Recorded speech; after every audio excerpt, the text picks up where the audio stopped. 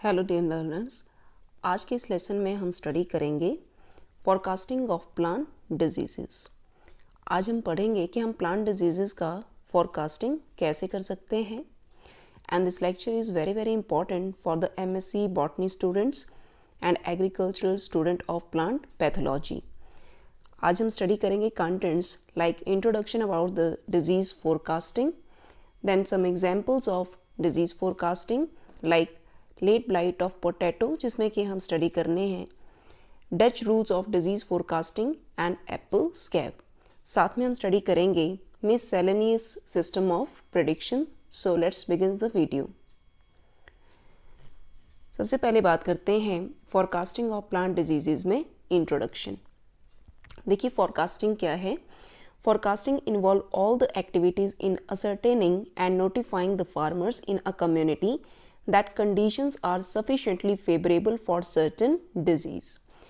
हम देखेंगे कि जब भी हम डिजीज़ फोरकास्टिंग करते हैं तो किसी भी पर्टिकुलर डिजीज़ के लिए कौन सी फेवरेबल कंडीशंस हैं, that application of control measure, जिसकी वजह से हम अप्लाई कर सकते हैं उस डिज़ीज़ को कंट्रोल करने के लिए हम अप्लाई कर सकते हैं control measures that will result in economic gain, or that the amount of disease expected is unlikely to enough to justify the expenditure of time, energy and money for the control, ताकि हम उस disease को control कर सकें और जो भी उससे इकोनॉमिक गेन है उसको हम कर सकें। For the farmer the practical advantage of disease forecasting is that he can decide whether the crop should be sprayed with a fungicide or not। देखिए अगर डिज़ीज़ फोरकास्टिंग हो जाती है तो हमारे फार्मर्स ये डिसाइड कर सकते हैं कि क्या हमें फंजीसाइड स्प्रे करवाना चाहिए या फिर नहीं करवाना चाहिए, and if to be spread weather immediately और he can wait for some days before starting the operation. और फोरकास्टिंग से वो आइडिया लगा सकते हैं कि फंजीसाइड कब स्प्रे करना चाहिए या फिर इमीडिएटली जो है वो फंजीसाइड जो है वो फॉलो किया जाना चाहिए। Means by this way he can save the cost of one और मोर स्प्रेज। तो पर्टिकुलर नॉलेज होने की वजह से वो जो भी स्प्रेज हैं उनकी कॉस्ट को कम कर सकते हैं अगर डिजीज़ फोरकास्टिंग होती है तो।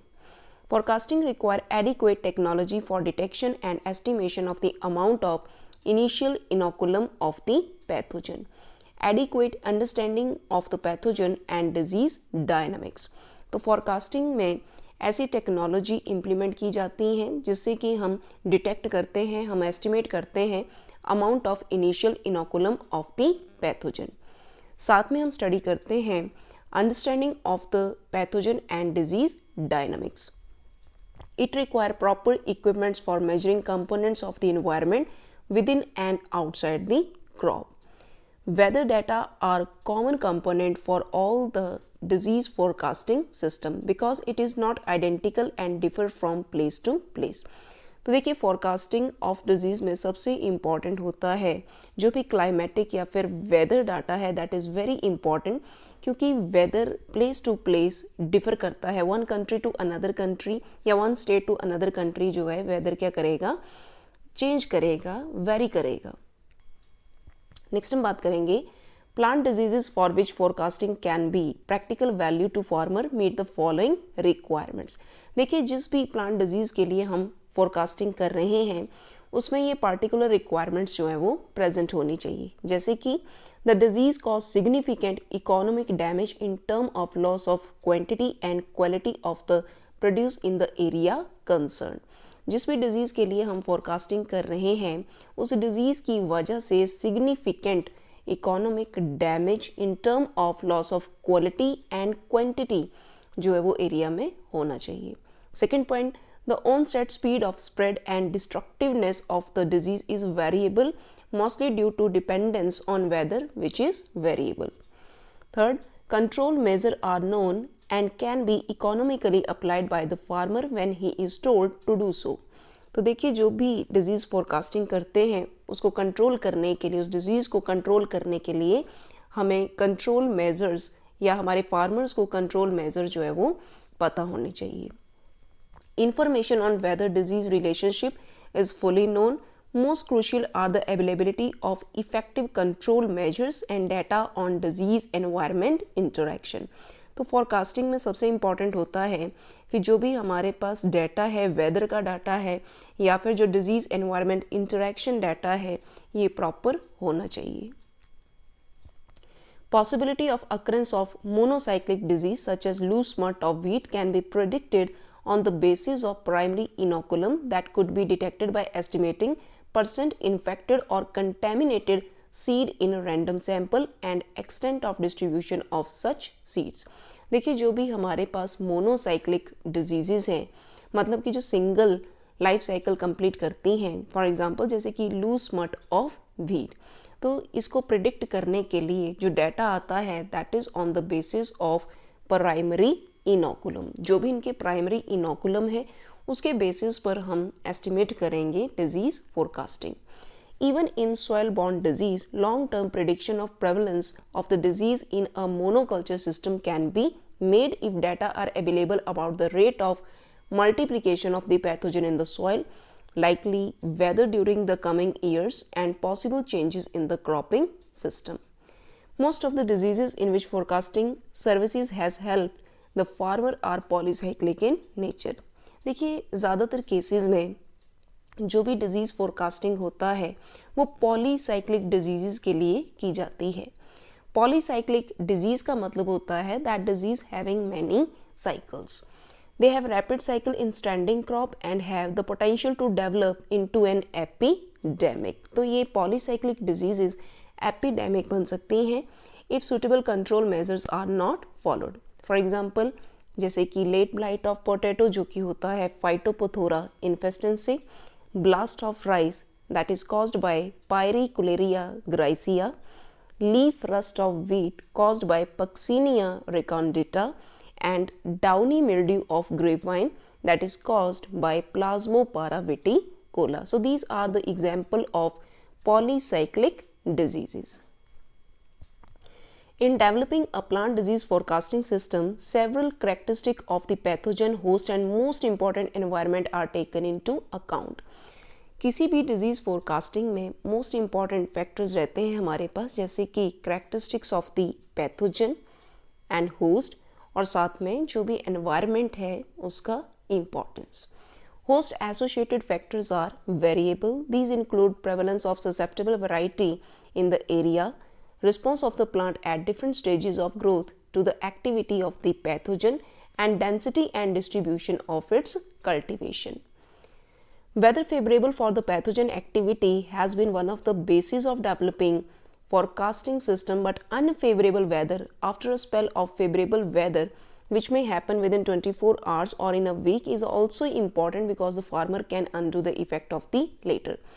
तो देखिए जो भी हमारे पास चाहे फेवरेबल वेदर कंडीशंस हैं या फिर अनफेवरेबल वेदर कंडीशंस हैं, इन दोनों ही कंडीशंस का हमें नॉलेज होना चाहिए for disease forecasting. Behaviour of the pathogen in the field is more important than its behaviour in the laboratory under uncompetitive condition. जो भी पैथोजन का बिहेवियर है वो नेचुरल एनवायरनमेंट में हमें ज़्यादा नॉलेज होनी चाहिए comparative to its laboratory studies. The response of different stages of the pathogen to the natural environment should form a more realistic background for a forecasting system. Weather record taken into consideration for developing a forecasting system are from 3 locations. देखिए जो भी हम किसी disease के लिए जो भी forecasting system develop करते हैं that depends upon the 3 points. For example, like number 1 crop environment, number 2 local climate of the field, and number 3 weather conditions. Wind velocity, relative humidity, leaf wetness, rain etc. play important role in disease forecasting. तो disease forecasting में wind velocity, relative humidity, leaf wetness और rain they play very important role. Various type of electrical instruments are used for the measure of various weather factors. जैसे कि temperature की measurement के लिए हम use करते हैं थर्मामीटर या फिर हाईग्रो थर्मोग्राफ या फिर thermocouples and thermistors. Relative humidity को मेज़र करने के लिए भी हम यूज़ करते हैं हाईग्रो थर्मोग्राफ और साथ में ventilated psychrometer. Leaf वेटनेस is monitored with string type sensors. In modern weather monitoring system, the weather sensor are connected to data logging devices. Computers are now used to store, analyze and reproduce the data. Some example of disease forecasting. अब हम study करेंगे कुछ एक ऐसे example जिसमें कि disease forecasting use होती है. For example late blight of potato and it is caused by phytophthora infestans. Due to its devastating effect and its effective control with fungicide, the late blight is one of the disease in which forecasting has been tried since long in Britain, Europe and USA. तो देखिए late blight of potato जिसके कि काफ़ी harmful effects हैं और इसको control करने के लिए फंजीसाइड्स का यूज़ किया जाता है और फोरकास्टिंग सिस्टम डेवलप किया गया था जैसे कि ब्रिटेन, यूरोप और साथ में यूएसए में. इनिशियल और प्राइमरी इनोकुलम, इसका जो प्राइमरी इनोकुलम होता है वो ट्यूबर की फॉर्म में होगा and the primary inoculum of this disease is not very large. हालांकि इसका जो प्राइमरी इनोकुलम है मतलब कि जो ट्यूबर्स हैं वो इतने ज़्यादा अमाउंट में नहीं होते हैं as compare to its secondary inoculum. इसका जो सेकेंडरी इनोकुलम है मतलब कि जो स्पोरेंजिया का प्रोडक्शन है that play very important role in the forecasting. Sporangia are formed at a relative humidity of nearly 100% or at least more than 90% at 18 to 25 degree Celsius for at least 6 hours. तो देखिए जो भी sporangia इसमें मिलते हैं उसके लिए relative humidity का वैल्यू 100% या फिर कम से कम 90% होना चाहिए at temperature range of 18 to 25 degree Celsius within 6 hours. Sporangia lose viability within 1 to 2 hours or relative humidity of 20 to 40%. तो ये sporangia within 1 to 2 hours और 20 to 40% relative humidity पे अपनी viability lose कर देते हैं. Pathogen develops more rapidly at 18 to 21 degrees Celsius. Under these ideal conditions, the incubation period is 3 to 6 days. अब हम बात करेंगे Dutch rules for disease forecasting और for the late blight of potato. Number 1, a night temperature below dew point for at least 4 hours. A minimum temperature of 10 degrees Celsius or above. A mean cloudiness on the next day of at least 0.8 and at least 0.1 mm of rain during the next 24 hours. देखिए Dutch rule में क्या होना चाहिए कि जो भी night temperature है वो बिलो ड्यू पॉइंट होना चाहिए कम से कम 4 घंटे के लिए और मिनिमम टेम्परेचर 10 डिग्री सेल्सियस या फिर इससे अबव होना चाहिए. मीन क्लाउडीनेस नेक्स्ट डे पे मीन क्लाउडीनेस की वैल्यू एटलीस्ट 0.8 होनी चाहिए और at least 0.1 mm of rain during the next 24 hours होना चाहिए. So these are the Dutch rules. लेकिन ये जो भी क्लाइमेटिक कंडीशंस हैं ये स्टेट टू स्टेट या कंट्री टू कंट्री वेरी करती हैं, इसीलिए साउथ वेस्ट इंग्लैंड में these rules they did not work. In United States, two systems of forecasting for the late blight of potato they were developed by Harry and William. तो देखिए दो scientist थे हमारे पास हायरे and विलियन और इन्होंने United state में develop किए थे forecasting system for the late blight of potato. जैसे कि Hyre system is based on record of daily rainfall and maximum and minimum temperature. Hyre system का बेसिक क्या था? इसका बेसिक था कि जो भी डेली रेनफॉल और मैक्सिमम और मिनिमम टेम्परेचर है उसको हम डेली रिकॉर्ड करेंगे. Wallin system blight forecast system is based on relative humidity and temperature. जो वैलेंस सिस्टम था that was based on relative humidity and temperature. It taken into account seasonal accumulation of severity rules. अब severity rules क्या होते हैं? Numbers assigned to specific relationship between duration of relative humidity periods of more than 90% and the average temperature during these periods. Valence system was superior to high-res system. जो भी valence system है that is superior to high-res system in that it took into consideration the actual humidity and temperature within the potato रोज, क्योंकि इसमें actual value humidity और temperature की ली जाती है Velan system में. Both these systems were not widely accepted and utilized by the farmers because these systems were not readily available on a timely, regular and localized basis. This led to the development of computer program which provide the farmer with a late blight control program according to the local condition. और जो भी ये program forecasting के लिए apply किया गया था with the help of computer program that is known as Blitcast in USA. अब ये जो Blitcast है, it's a computer program and integrate both high-ray system and Velen system for forecasting and it is based on rainfall, temperature and relative humidity. तो जो भी ये Blitcast system है, इसमें Velen system और high-ray system को integrate किया गया है और जो भी forecasting है that is based on the basis of rainfall, temperature and relative humidity. The data for the forecast are required on the following, जैसे कि maximum and minimum temperature of the day, number of hours of the relative humidity more than 90%, maximum and minimum temperature during the period when relative humidity was more than 90%, and the rainfall recorded at 24 hours basis and measured to the nearest 0.1 centimeter. The computer program for Blitcast has two parts. Blitcast के दो important parts थे. For example, number one determining the possible occurrence of the disease which it can do even with the data for outside the crop canopy, and number two the other system severity and recommendation for spraying. When a farmer desires a Blitcast, he convey the most recently recorded data to Blitcast station. तो जो भी हमारे farmers हैं वो most recorded data send करेंगे जो भी near by Blitcast station होगा. The operator feed the data into the computer program to use the data which analyze them within seconds and return the forecast and spray recommendation to the operator who relays the same to the farmers. Now let's talk about apple scab. अब ये जो apple scab है, this is caused by Venturinia inequalis. The apple scab fungus is polycyclic pathogen with very large amount of initial inoculum and very large amount of secondary inoculum. The pathogen has two distinct stages in its life cycle. Number one, the saprophytic stage on dead fallen leaves, जिसको कि हम primary inoculum बोलते हैं, and it is present in the form of ascospores.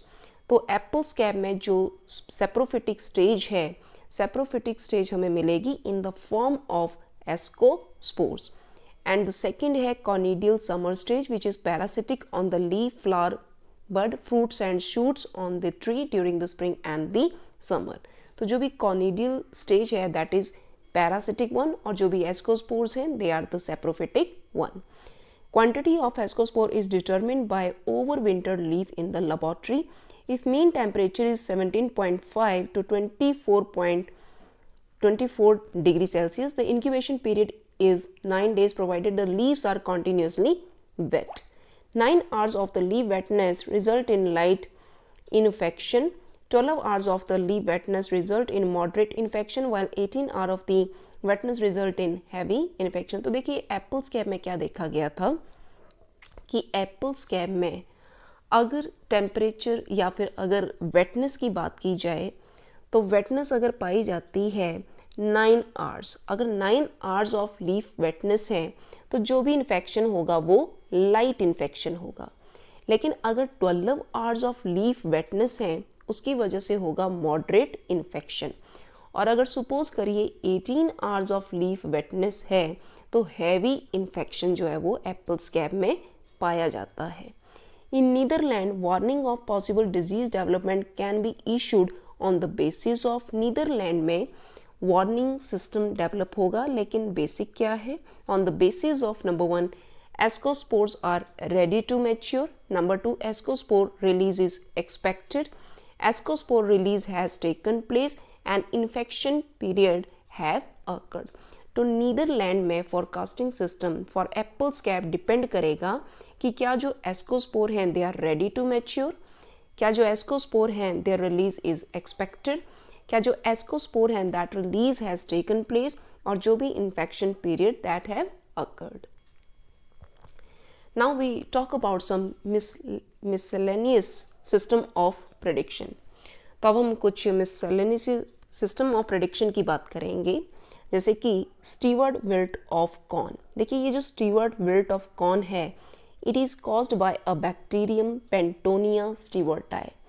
The pathogen survive in the intestinal track of its vectors. जैसे कि vectors हैं कैटोस्नीमा पुल्सेरिया, कॉर्नफ्लिया Beatles and डायाब्रोटिका अंडेसिम पंक्टेटा. तो डायाब्रोटिका Undecim punctata 12 spotted cucumber beetle. It estimate of population of these vectors surviving through winter can give us idea about the intensity of the disease in the coming season. Cornflea beetle are killed by prolonged exposure to temperature less than 1 degree Celsius in an area if the temperature persists during winter at least level. Absence of this disease can be predicted. Next हम बात करेंगे cucumber wilt bacterium. अब cucumber wilt bacterium जो कि Erwinia tracheiphila की वजह से होता है, survive through its vector Acalymma vittatum that is striped cucumber beetle. The primary infection of the crop during summer and spring is initiated by this vector. Estimation of prevalence of these vector can predict the incidence of cucumber wilt. Prediction of downy mildew of grapevine, which is caused by Plasmopara viticola. It is made on the basis of weather favorable for germination of oospores and infection of the plant. तो ये depend करेगा downy mildew of grapevine में, ये depend करेगा कि जो भी prediction है, फोरकास्टिंग का प्रेडिक्शन है, वो डिपेंड करेगा on the basis of weather which is favorable for germination of oospore and infection of the plant. Rainy season with heavy rain during oospore formation hasten their maturity, hence there is more disease in the next crop season. Optimum temperature for oospore germination is 20 to 25 degree Celsius. Downy mildew of lima bean, which is caused by Phytophthora fascioli, is predicted on the basis of rainfall temperature. तो downy mildew of lima bean के लिए जो भी prediction होगी that is on the basis of rainfall and temperature. Blast of rice which is caused by Pyricularia grisea. Forecasting is made on the basis of minimum night temperature range, और ये night temperature range कितना है 20 to 26 degree Celsius in association with a high relative humidity range of 90% and above, lasting for a period of week or more during any of the 3 susceptible stage of the crop growth. तो blast of rice में जो भी disease की forecasting है that is on the basis of minimum night temperature that should be at the range of 20 to 26 degree Celsius, or relative humidity should be high, means and in the range of 90% and above. So in this case the susceptible stages of the crop growth, they are 3 in number, like number 1 seedling stage, number 2 post transplanting tillering stage, and number 3 neck emergence stage. Next, in fire blight of apple and pear. So fire blight of apple and pear, it is caused by Erwinia amylovora. The pathogen multiply much more slowly at temperature below 15 degrees Celsius than at temperature at 17 degree Celsius. The spread of groundnut leaf spot, which is caused by Cercosporidium personatum and Cercospora arachidicola in Georgia, USA, is favored by diurnal periods of 10 hours or longer with relative humidity at or above 95% and with temperature above 21 degrees Celsius during these periods. So thank you so much for watching this video. इस video में हम सिर्फ यही study कर रहे हैं कि disease forecasting के लिए रिलेटिव ह्यूमिडिटी की वैल्यू, टेम्परेचर की वैल्यू और विंड वेलोसिटी और बाकी एनवायरमेंटल फैक्टर्स क्या इंपॉर्टेंट रोल प्ले करते हैं. तो अगर आपको मेरा ये लेसन अच्छा लगा हो, आप इसको लाइक करें, शेयर करें और मेरे चैनल को सब्सक्राइब करें. जैसे ही आप मेरे चैनल को सब्सक्राइब करेंगे तो साथ में बेल आइकन को क्लिक करें, जिससे आपको मेरी जितनी भी वीडियो की अपडेट्स हैं वो मिलती रहेंगी. So thank you so much.